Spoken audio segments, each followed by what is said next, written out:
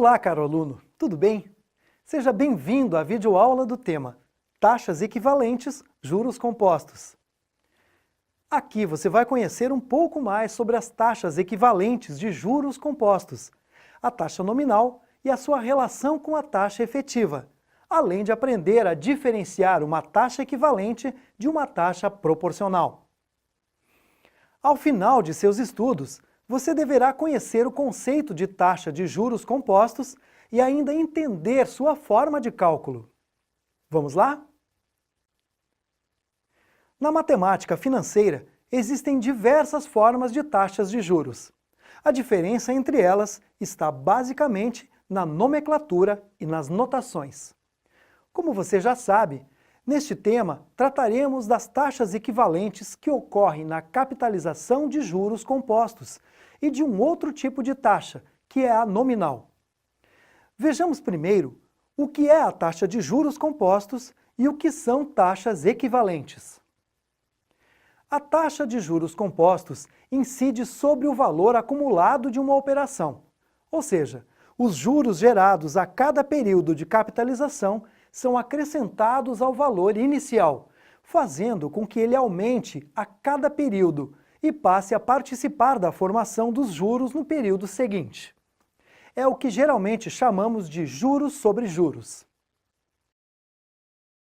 Quanto à equivalência de taxas, é importante notar que não se trata de um tipo de taxa, mas sim de uma relação entre duas ou mais taxas.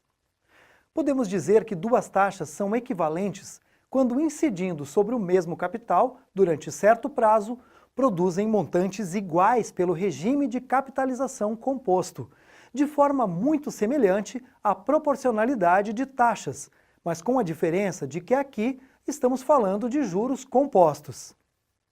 Diferentemente da proporcionalidade, as taxas equivalentes não podem ser calculadas por regra de 3 ou igualdade de razões.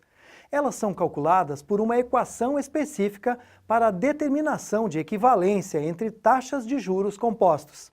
Veja, 1 mais a taxa de juros é igual a 1 mais a taxa de juros vezes o número de subperíodos elevado ao número de subperíodos.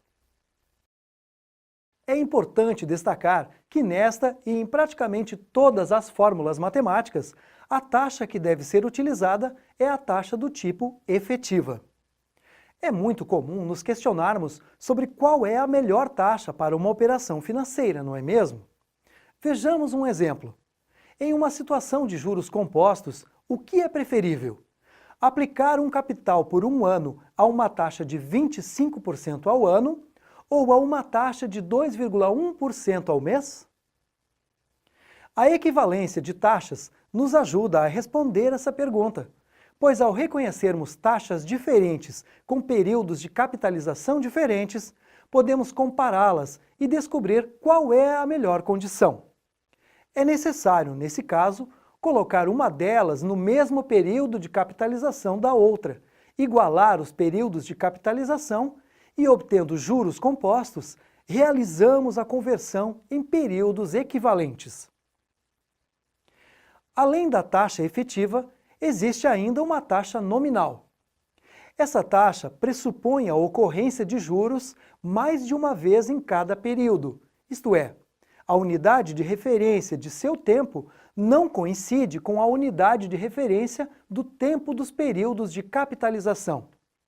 Esse tipo de taxa é muito usado no sistema financeiro, mas como ela não incorpora capitalizações, é necessário calcular a taxa efetiva equivalente quando pretendemos efetuar cálculos e comparações no regime de juros compostos.